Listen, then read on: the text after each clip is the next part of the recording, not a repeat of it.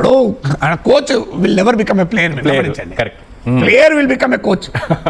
Good player is a good coach. చాలా మంది మనకు కనబడతారు, but a good coach will never be a good player.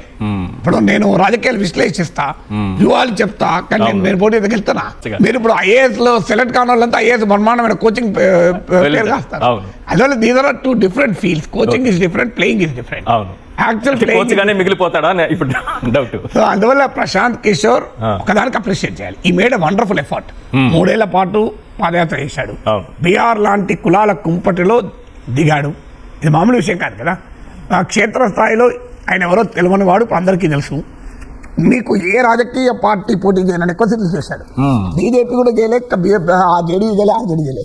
238 seats contest చేశాడు. So మీకు కంచీరామ మాట అంటాడు Ishwar. First election is to lose, మొదటి ఎన్నిక ఓడిపోవటానికి. Second election is to cause defeat, రెండో ఎన్నిక ఇంకో నడిచడానికి. Third election is to win అంటాడు.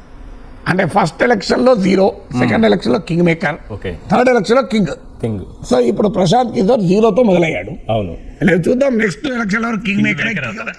అందువల్ల రాజకీయాల్లో కన్సిస్టెంట్ గా నిలబడి ప్లే చేస్తే చాలా మంది సక్సెస్ అయిన వాళ్ళు ఉన్నారు. అయితే నిలబడగలగాలి. చిరంజీవి లాగా మధ్యలో ఎగిరిపోతే కష్టం.